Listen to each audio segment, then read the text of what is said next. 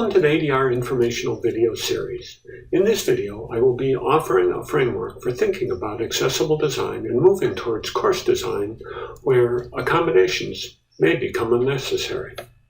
For this framework, we can think of teaching as helping a student cross a chasm that separates not knowing from knowing. As instructors, we want to build a bridge for students to help them cross this chasm. We can think of our instructional bridge as having three sections: a section where the student receives information, a section where they process information, and a section where they produce information that shows that they have successfully made the journey to knowledge and understanding.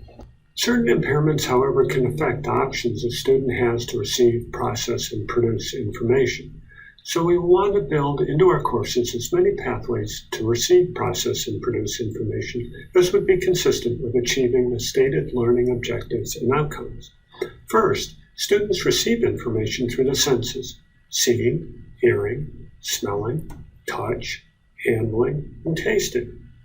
We can think of each sense as a plank in or a path through the receiving section of our bridge. The more planks you as an instructor provide, the more options a student has to work with to successfully traverse this section. More importantly, a student who has an impairment that affects one of these senses would have the option to use other senses to either supplement or take the place of the sense that is impacted. Next, students can process information through cognitive skills, and Bloom's taxonomy is one way that we can categorize cognitive processes: knowing, understanding, applying, analyzing, synthesizing, and evaluating. And each of these categories can be associated with cognitive actions. For example, the processes of understanding can be accomplished by generalizing, explaining, summarizing, classifying, demonstrating, comparing, and the like. Each of these processes related to understanding can be considered planks in the bridge that offers a student multiple paths to cross through the processing section. As with the receiving information, a student may have an impairment in their cognitive processing that affects one of these actions and would need to have the option to use other types of action to either supplement or take the place of the process that is impacted.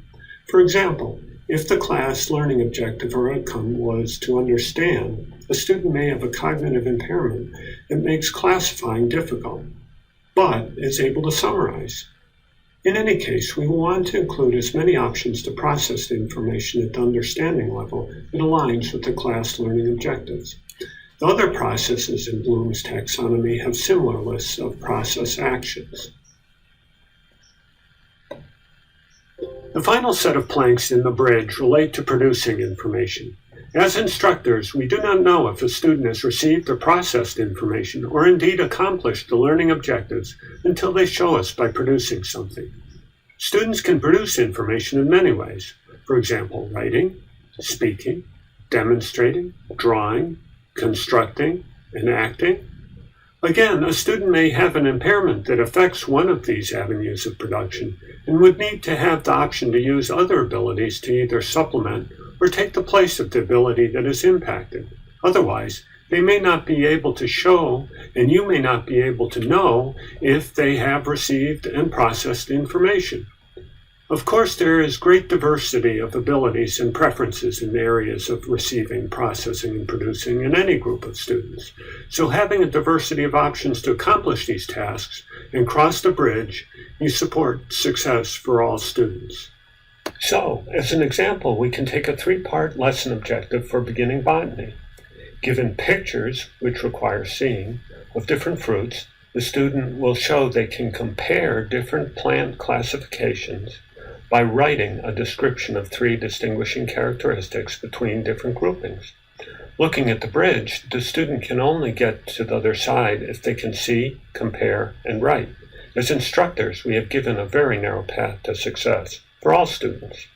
Rewriting the objective, given different fruits, which we can see, handle, smell, taste, and touch, the student will show they understand different plant classification criterion, not limiting the student's processing options within the understanding level, by developing a presentation on characteristics that they found important in distinguishing the classification, basically allowing the student to choose the mode of expression. Looking at the bridge, we have provided a very wide path to success for all students. Thanks for watching, and thanks for your interest in Access for All.